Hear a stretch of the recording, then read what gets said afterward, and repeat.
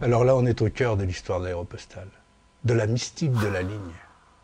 Mermoz vient de se poser. Nous sommes en fin mai 1930. Il a réussi la traversée de l'Atlantique Sud. Et puis bientôt, il va falloir revenir. Et revenir après ce vol, ça implique redécoller avec cet hydravion et reprendre la route de l'Afrique. Pendant ce temps-là, un homme, lui, s'apprête à traverser les Andes pour la énième fois. C'est Henri Guillaumet, le compagnon de Mermoz, l'ami de Saint-Exupéry.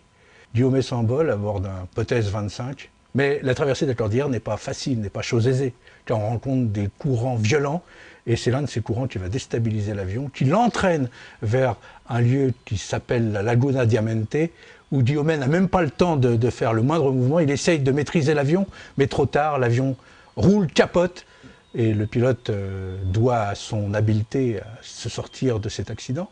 Il est seul, isolé, l'avion est hors d'usage, il a été blessé. Soudain, il pense à sa femme. Il se dit, non, un chien, si on ne retrouve pas mon corps, ma femme ne touchera pas l'assurance. Il faut absolument qu'on retrouve mon corps.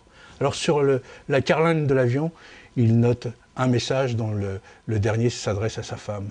Une pensée tendre à sa femme, et il entreprend de rechercher un plateau sur lequel s'allonger. Il est épuisé, il a été blessé dans l'accident, et il se dirige donc vers un endroit où il espère trouver un plateau. Mais l'homme a aussi un instinct de conservation assez poussé, et le voici qui marche, il met un pied devant l'autre, qui dit j'arrêterai au suivant, mais le suivant entraîne déjà un autre pas. Et le voici qui, au bout de 4 jours et 5 nuits, se retrouve sur un versant caillouteux. Il est épuisé, il est hâve, il a la peau brûlée, il a les yeux rouges, et il voit s'avancer vers lui une femme qui le regarde bizarrement. C'est le premier être humain qu'il voit. Elle est surprise de voir cet homme qui vient d'être recraché en quelque sorte par la cordillère, ce qui n'arrivait jamais. Et il est recueilli, réchauffé par cette femme pendant qu'une caravane qui est emmenée par Saint-Exupéry vient au-devant en quelque sorte de au-devant d'eux. C'était le seul passage possible.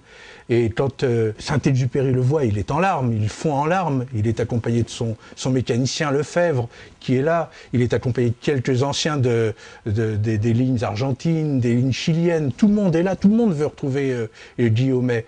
Et Guillaumet tombe dans les bras de Saint-Exupéry et lui dit cette fameuse phrase « Tu sais ce que j'ai fait, aucune bête au monde n'aurait pu le faire ».